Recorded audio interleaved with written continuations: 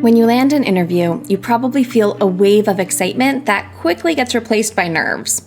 While your skills and qualifications earned you the interview, you still have to make sure to highlight them in a way that leaves the employer with a positive impression. And you have to do so with confidence and professionalism so that you stay top of mind. The good news is, with preparation and a few important considerations, you'll be able to ace your next interview. And that's exactly what we'll cover today. By the end of this workshop, you'll know how to make a great impression with tips and best practices for before, during, and after the interview. I'm excited to introduce our speaker for today. Victor Johnson is a career facilitator with Goodwill Columbus with over 20 years of experience in career development and instruction. And that's me, Brandy Warwis. I'm on Indeed's Job Seeker Experience team, and we're responsible for creating helpful resources and events like this Jobcast for our users, like you. Take it away, Victor. Thank you very much, Brandy. So let's start talking about what it takes to get ready for an interview. Preparation is the key to success. In the Air Force, what they drilled into us was the 5 Ps. Prior preparation prevents poor performance. When you do that, when you prepare and take plenty of time to prepare for your interview, you reduce the risk of unwelcome surprises. You make the most of your interview time. You boost your confidence. And this is how you can prepare. Things you should do for the interview. There are 4 things you should keep in mind so that you appear prepared and professional. Research the company. Review the job description. Test your technology. Plan out your answers to commonly asked questions. So let's look at each one of these. Research the company. When you're researching the company, take a look at the website or look at the company page on Indeed. What you're looking for are mission statements. You're looking for things about the company's values, something that resonates with you, so that if you see the company is active in the community and you see something about their community work, then this is something you can mention in the interview. It will show that you have been paying attention, that you have been researching, and that you have investment in them as well as them investing in you. The Indeed company pages are a great place to find the reviews from current and former employees about what it's like to work there. And you can also skim the question and answers about what their interview process is like and look at photos, videos posted to the company's social media channels. Another thing you can do is get the company's dress code by looking at those photos and videos. And visit the website and search the employer name to find the company. Now, it may seem like a no-brainer, but read the job description. Read it, reread it. Read the job description, know the job description, be the job description. A good job description gives you a decent understanding of what the role entails, the type of experience you need, and a sense of what it would be like to work for that company. So look for details like indicators if they plan to make offers on the spot, or if this is a first interview or a series in the series of interviews. And the other details might be that in the job requirements, certifications or training that you might have to have. And from that, you'll know whether this job is a right fit for you. Employers might also let you know if there's anything you need to prepare in advance, like a portfolio that they want to see, or have, so you can have those materials with you and know what you should wear to the interview. If you're not sure, ask someone if you don't know. If your interview is virtual, please be sure to double check any technology you'll be using. This way, if you discover any issues, you can solve them and ensure or reduce the chances of running into technical issues on the day of your interview. Check your web camera functionality, your audio clarity, your internet connectivity. If it's possible for you to connect to the internet on a hard line instead of Wi-Fi, do the hard line. And your ability to access the video conferencing platform, if they're using WebEx or they're using Zoom. That that you will be able to use that on your computer. And then practice your pitch. Be ready with a 1-minute summary about yourself. That's probably the hardest part for a lot of people. Talking about yourself for a minute or less. But what you have to do is show the employer your potential and let them know what you have to offer. So in a few minutes, we'll cover some of the common interview questions and talk about potential answers you can ask the employer. But when you're putting this together, think about including information about who you are as a professional, what your career goals are that are relevant to their company or the role. Ask yourself questions like, are you good at data or numbers, or are you a creative expert? Do you have excellent customer experience? And continue to practice what you're going to say. Working for a university, I once had the opportunity to work with engineering students who were in a diversity club. And this diversity club was invited to one of the large employers, Battelle Institute, for a mock interview. And each of the organizations on campus for engineers was invited.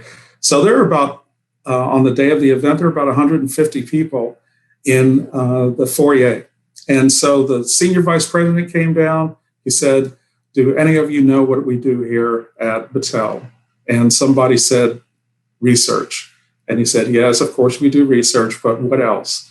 And one of the people I had been working with, that I had taught the 5 Ps about being prepared, in about 30 seconds, he told him how Battelle started, what they were working on, who they were working with, and one of the projects that he had a special interest in.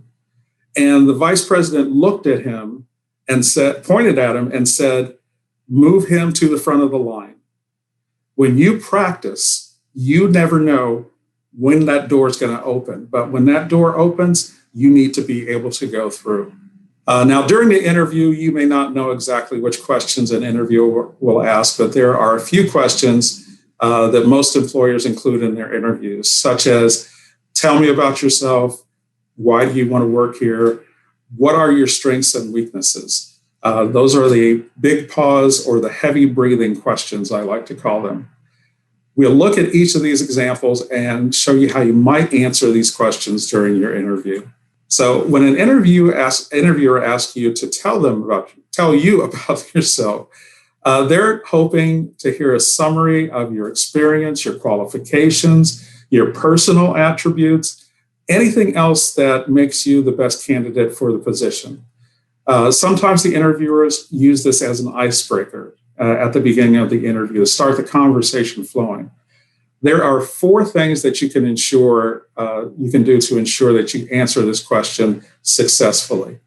Identify a few past successes that are relevant to the role. You know, if you were a retail manager, you might talk about times that you were exceptional during high pressure times.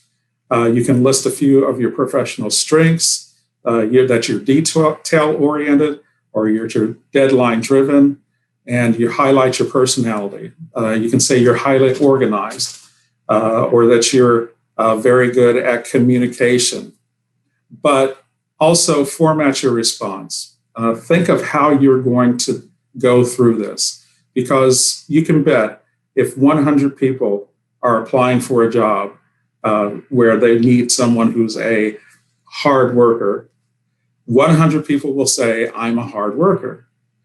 So when you use your terms, give an example. If you say, from the past, from the present, from the future, you can talk about things that you did at your old job that made you a great, good worker, things that you believe personally make you a good worker, and then what you're going to do in the future that keeps you in that role of a great worker. So it doesn't take a lot of time, but it does take a lot of talking through things and making decisions about what you want to say about your professional strengths and your professional goals.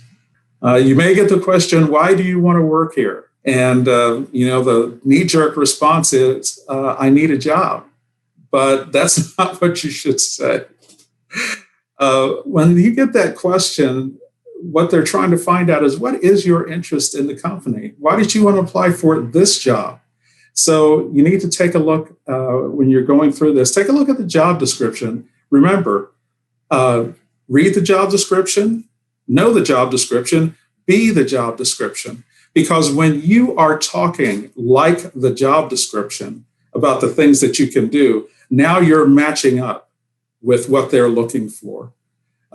Consider your core values also and how they align to the company's organization, any service things that they do, any things that they do in the community, any kind of initiatives that they're dedicated to, that you identify with, that would make your time at that company enjoyable and meaningful. Review the organization's products and services and consider what you like about them. Maybe the business is solving a problem you've experienced or is using cutting edge technology you're excited about.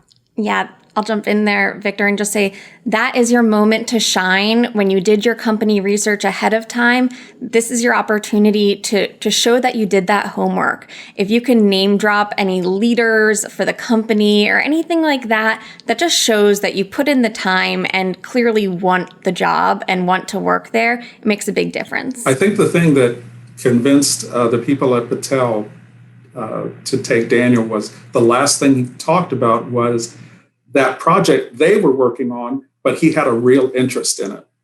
By the way, not only was he first in line, but he got one of only 2 paid internships that summer with Patel. So it was really a great door for him to go through.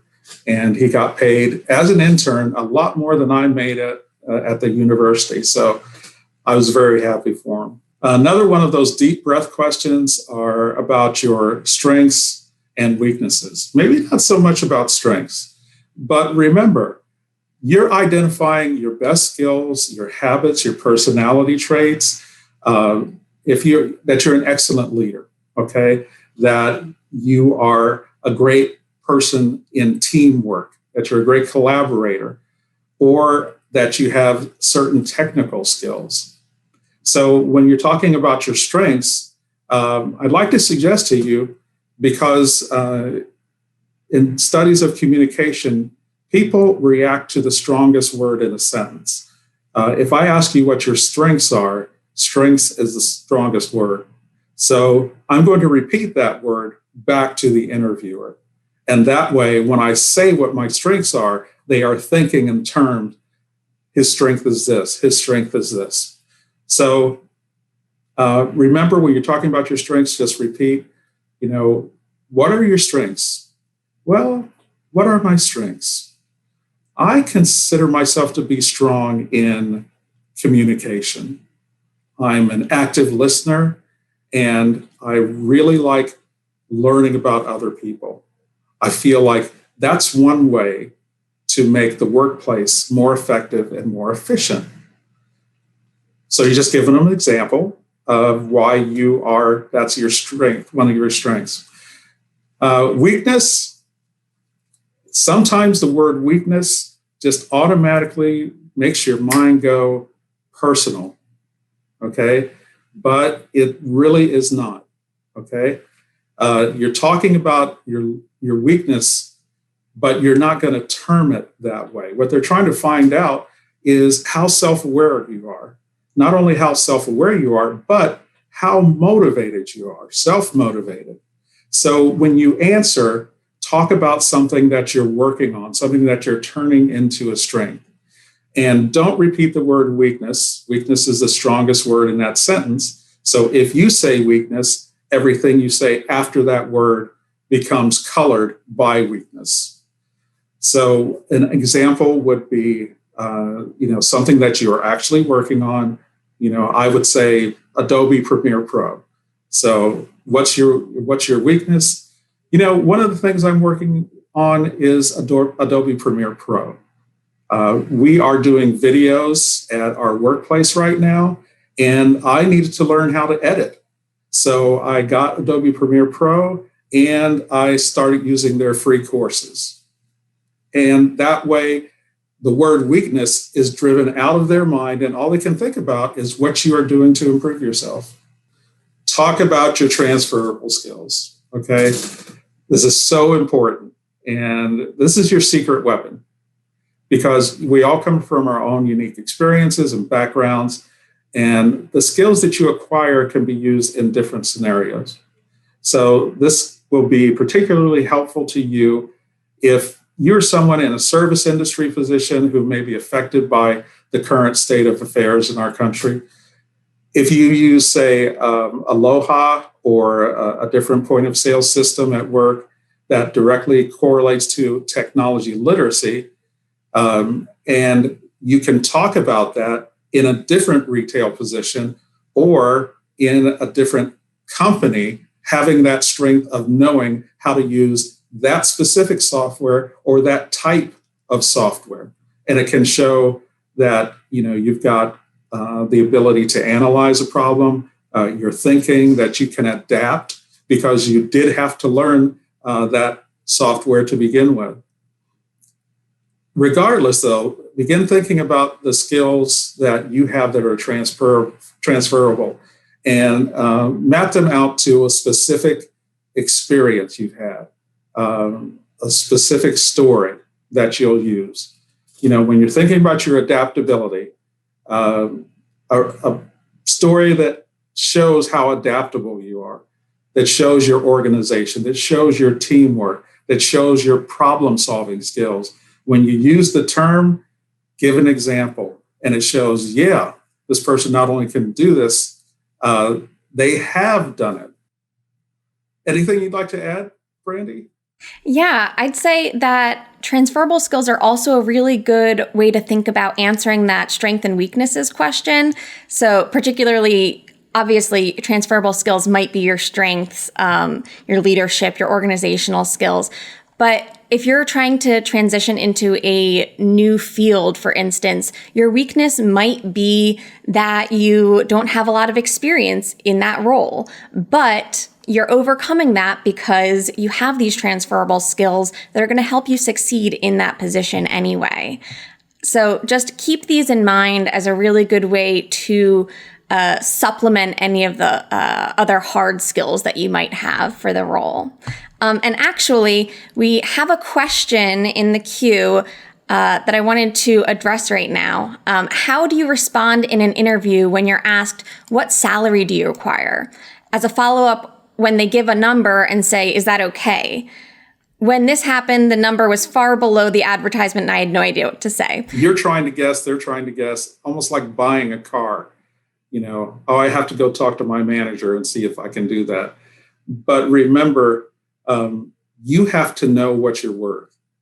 So one of the things you can do is use Indeed to look at salaries in the kind of position that you're looking at. And if you believe you should have more, then you should phrase it in a way that, convinces them, yeah, maybe there should be more. And I would probably say something like, considering my experience and, my knowledge of certain, I'm just going to use Adobe Premiere again, using my experience and my knowledge of Adobe Premiere Pro and the hundreds of videos that I have edited, I believe that I should be earning between this and that. If they are willing to move, you'll find out right there. And then, you'll have to make a decision. I hate to say it, but sometimes it'll seem like a negotiation, but the person isn't actually doing that. So what you have to do is just you negotiate in good faith. You sell yourself and your abilities and be confident in what you can do. because what you are selling to them, they're going to be using for quite a few years. So it's an investment, and you should get them to realize you're getting an investment, you're doing an investment, and the return is going to be more than you thought it was going to be. And another thing to keep in mind when this question is asked during the interview is that they're just trying to make sure that you're on the same page, but that's not necessarily the point when you need to negotiate, right? So if you're not comfortable disclosing it when they ask that during the interview, you can say, I did some research on the market value for this type of role in this location, and I'd expect a range between, X and Y. And because of my experience level, probably more towards Y. And if you're flexible on that, you can even say, I am curious to learn more about the role before I narrow in on a salary expectation. So wait until you actually get the offer in hand before you start the negotiation process, because if you are really interested in staying flexible, or if they tell you a number and it is way too low for you, that's a good indication that it's not worth your time to continue the conversation. Maybe it's just not the right fit and you need to move on. I do love using the Indeed salaries, just looking up the salaries on Indeed. It's so helpful, and it gives you a look not only within your industry, but specific companies and also specific locations. It is a wonderful tool. There's this question that people get in an interview. It's either called a behavioral question or a situational question, but it usually starts out the same way. Tell me about a time when you had to deal with a difficult customer. Tell me about a time when you and a coworker disagreed. Tell me about a time when you had trouble with a supervisor. Tell me about a time when you had to fire someone from a job. And what you want to do is, in each case, when you get that kind of behavioral question, you want to use the STAR approach to answer that question. STAR stands for situation, task, action, and results. And you can see, what is the context of your story? What was your role? What did you do? What happened? So basically, you are unfolding a narrative to that person. Another thing about communication, human beings love narrative. They love a story. The only reason I don't like to use the word story is because story sounds like you made it up. This should be something that actually happened to you, because that's what they're asking. In this case, we were working on a 6-month contract for a high-value client when our agency merged with another larger firm. And the task, what was your role? It was my role to lead the transition for my group while also communicating with our client to keep the project on track. What did you do about that? Okay, so I set up weekly check-ins with the client to update them on the progress of the merger. And then the result. What happened? We completed the project on time, meeting all of their specifications. Now, I was so used to trying to get people to remember a story that had a positive outcome. And I was so glad to talk to Brandy just about a week ago. And Brandy pointed out that, sometimes you can't help but have a not so happy end to the story. If they ask you, did you ever have to fire someone? That's not that happy. But the thing is, if you do have a positive outcome to the story, they remember that story and they remember you in a positive way. I'd like, if you don't mind, Brandy, I'd like to say what you would tell someone to do if the end of the story isn't that positive. Yeah. So I'd say just take it as a learning, right? So even if you didn't end things on a positive note, if the project didn't turn out to be successful or you had to fire that person, make sure that you're communicating that you learned from it and plan to use those learnings the next time you're in that type of situation. Again, they're just trying to understand how comfortable you are with yourself and the knowledge that you've gained. So just make sure that you are ending on a positive note, even if the actual situation wasn't positive. And remember to use your active listening skills. If you get a question that says, tell me about a time when you had to work with a disgruntled customer, then they're not asking, what would you do? They're asking, what did you do? And so your story, the story that you tell them, should be about an actual situation that happened. If you answer by saying, well, what I would do in that situation tells me that you weren't actually listening to my question. The other thing is, if you find that there are some questions where you don't have an answer, be honest about that and go to a life situation. You can say, I have never had any trouble with my supervisor. But there was this time at the grocery store, and then you can illustrate how you react when you have a conflict with someone. That's what they want to know. When you get that question at the end of an interview, do you have any questions for me? Make sure you ask thoughtful questions like these. Can you tell me more about the day-to-day responsibilities of this job? When you ask that question, it's important for you to take into consideration whether the job is right for you or not. What are the characteristics of someone who succeeds in this role? That shows that if you accept the job, you will already know the qualities you need to exhibit to be successful in this job. What are some of the challenges faced by people in this role on this team? Will give you even more information about whether you have the skills, the knowledge, the abilities to perform this role. If I were in this job, how would my performance be measured? That's something you definitely want to know, because you do want that feedback, because that feedback helps you progress and grow with the company. And a question I do like to ask interviewers is, what do you like best about working here?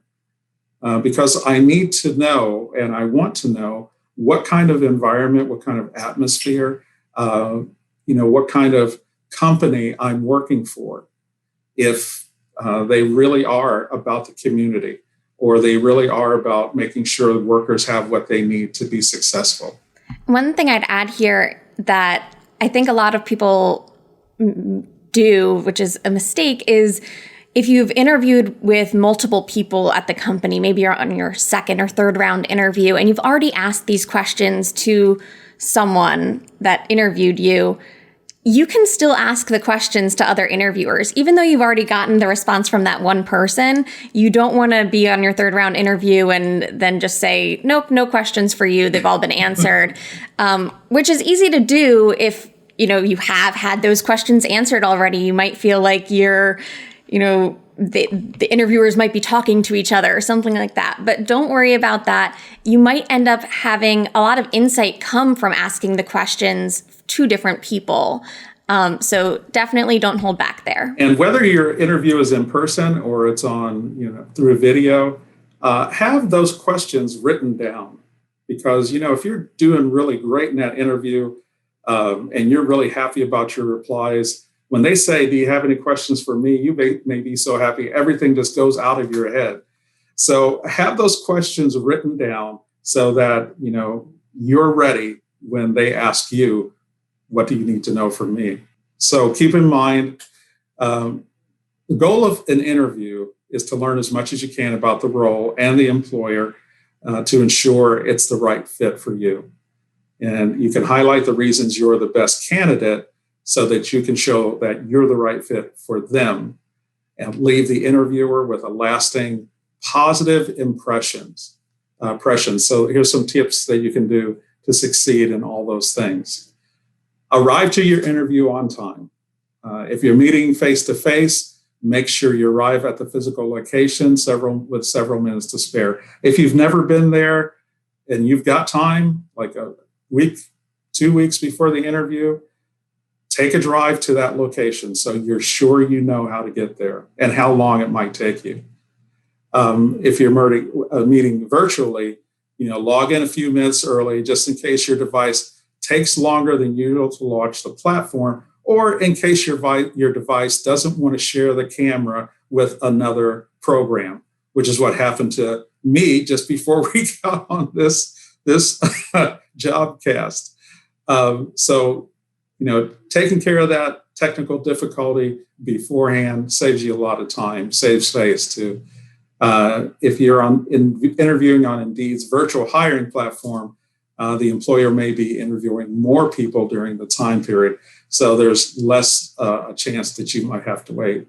You can use your wait time to get to the right mindset when you're early, either by calming yourself through deep breathing, or boost your confidence by practicing your pitch or reviewing your resume. The dress, how you dress for the interview.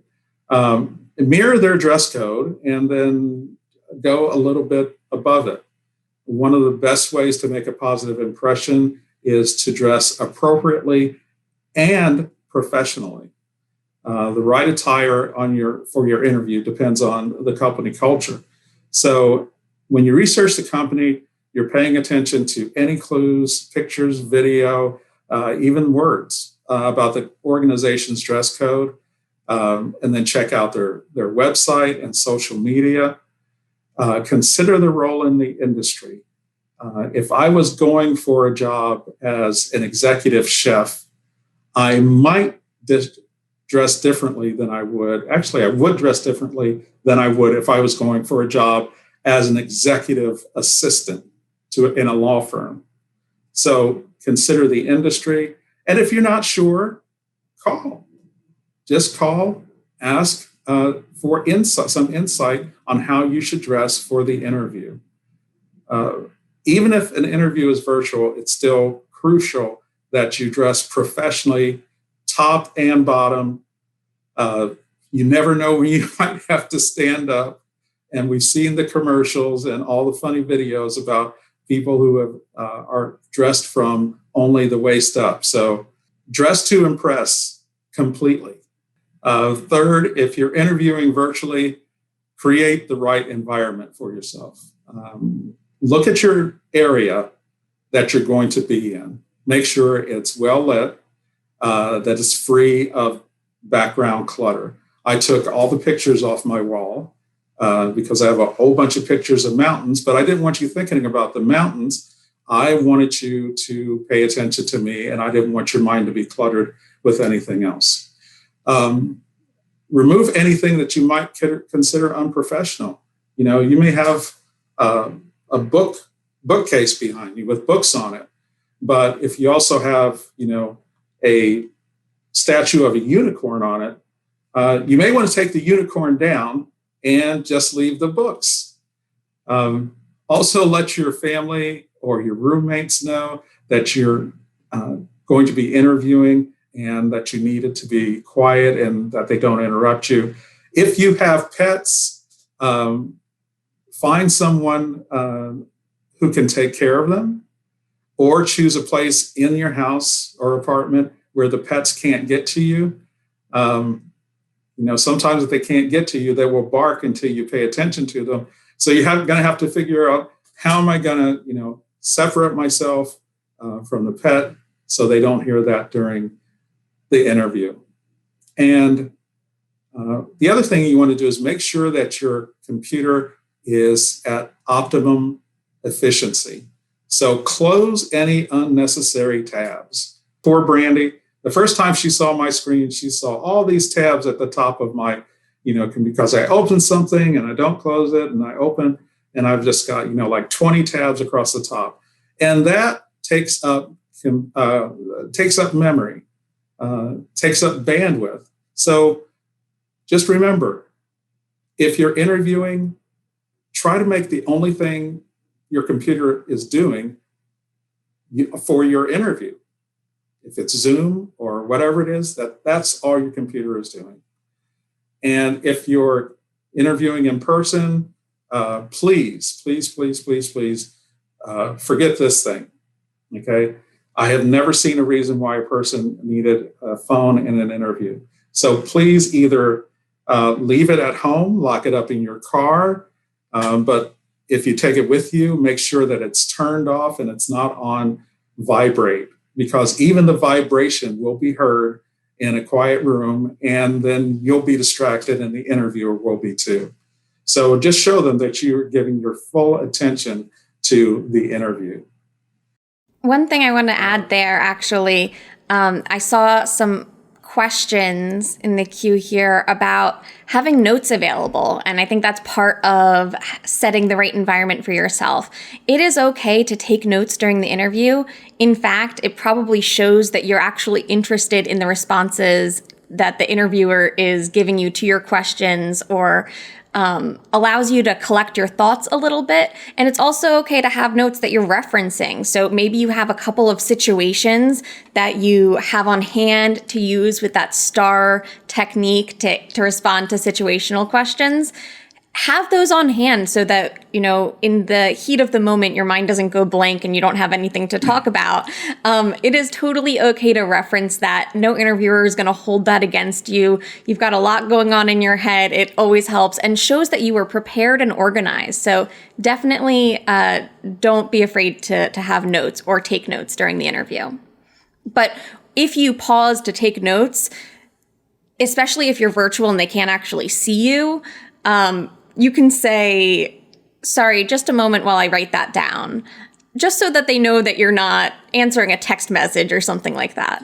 What I tell my students is when you go to an interview, and I will say this is true even if the interview is electronic, have a folder or portfolio, have something to write with, something to write on, copies of your resume to reference, and those questions for the end of the interview. Have those written down so you don't forget them.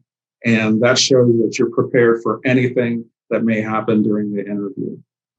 And one other tip for virtual interviews, if you don't want to have just like your notes on the screen or something like that, you can use Post-it notes and put them around your computer screen so that you have them on hand. So once you talk about something or ask a certain question, you can pull it off. Helps to keep you focused on the screen, but have those on hand. That's a great idea. I like that. The last thing you should do is, maybe I haven't demonstrated it that much today, but you should be succinct in your questions, in your answers. So interviewers usually have a set time limit, and then they have to interview the next person. So it's important for the interviewer to get through all the questions they've prepared, so you can leave out irrelevant or unnecessary details.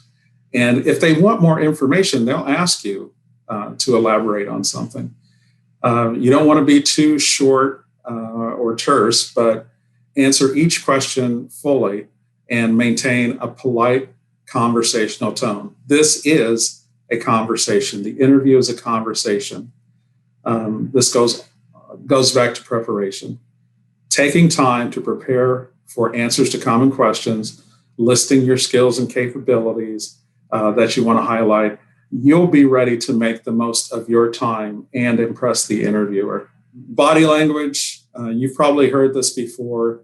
Whether you are on video or whether you are in person, sit on the edge of the chair, focus on your posture.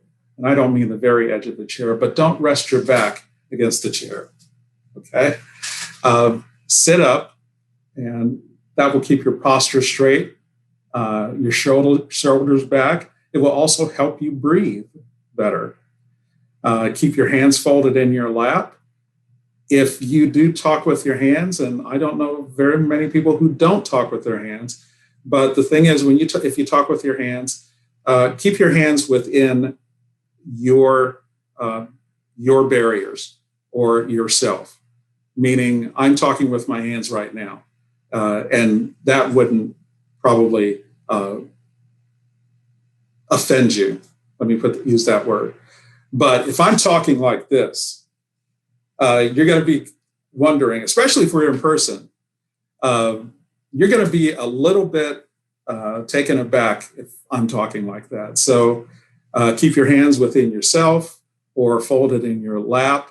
Try to avoid touching your face, pulling your ear, distracting things, things like that might distract the interviewer. And when the interviewer is talking, remember to pay attention. And when you pay attention, you naturally do things that people do. You nod when someone's speaking. You may even tilt your head. You may ask a question to make sure that you understand. But, that's in your body language too. You can tell when someone is listening to you and not just hearing you.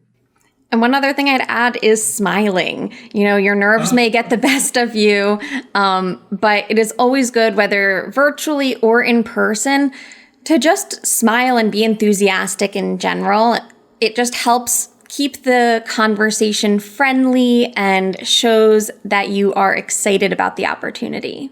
You don't need to smile the entire time you're speaking, but just be natural, but make sure that you aren't looking too scary or serious. My team actually just launched this virtual interviewing hub on Indeed Career Guide with lots of resources to help you prepare. One especially cool feature on that page is a tool for testing your tech and internet connection, which is crucial for a successful video interview.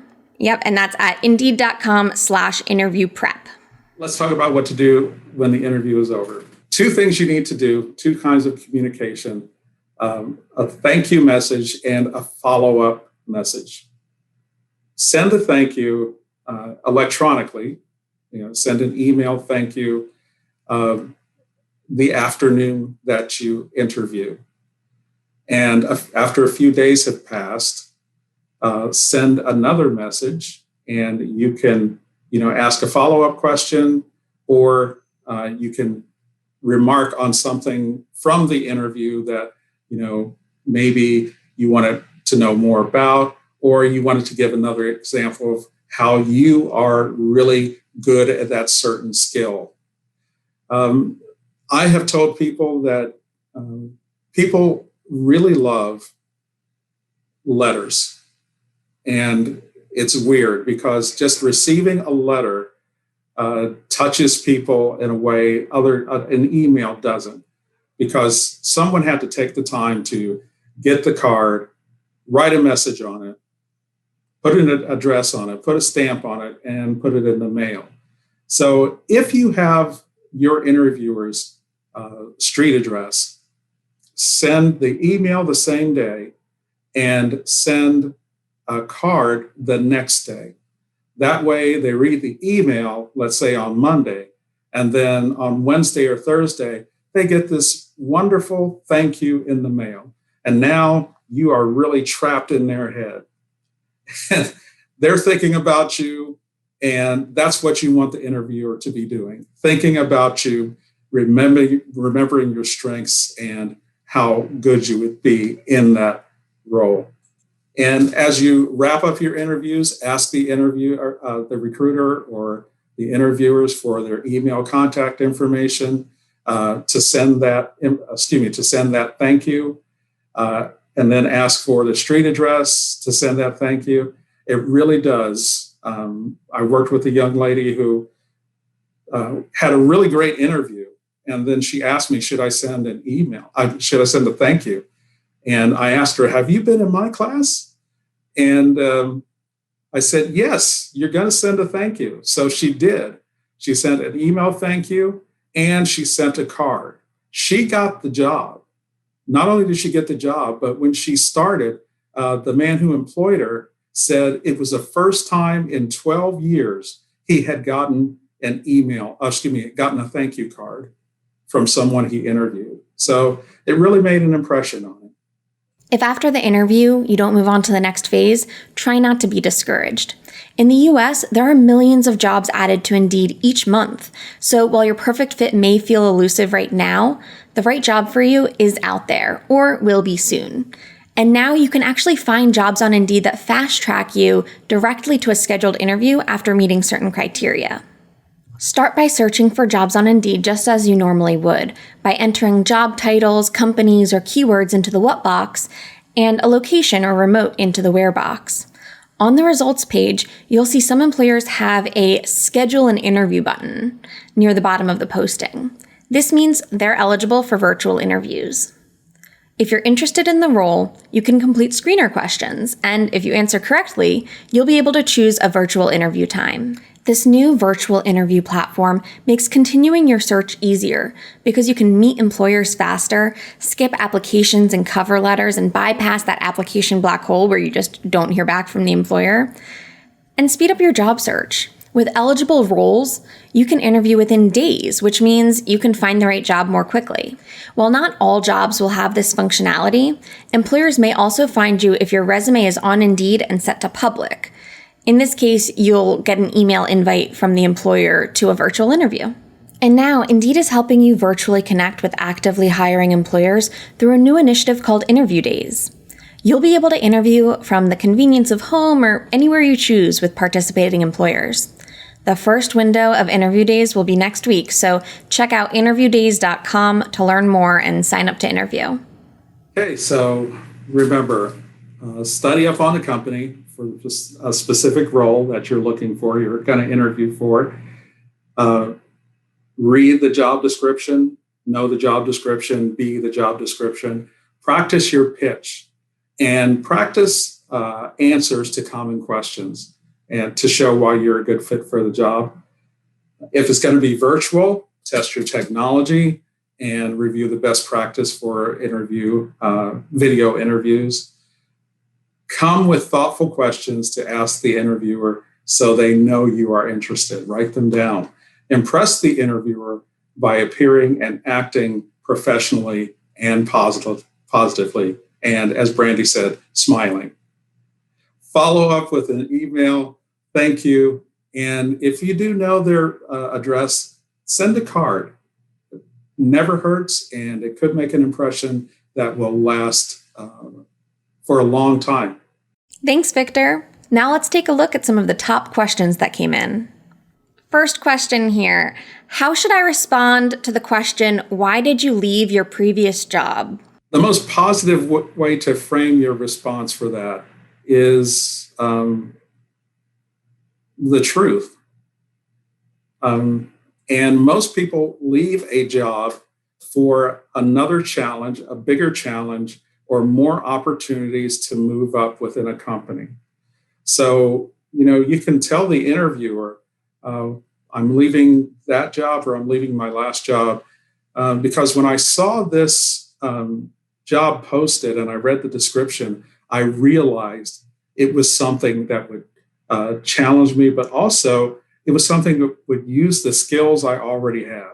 And I felt like it was a job that I can grow into and a company I can grow up in. Yeah, I would say be as honest as you can while also staying positive. You don't want to badmouth your previous employer, even if not getting along with your boss or something like that was the reason that you were leaving. There are nice ways to say those things without seeming like the type of person who goes sour on their employer.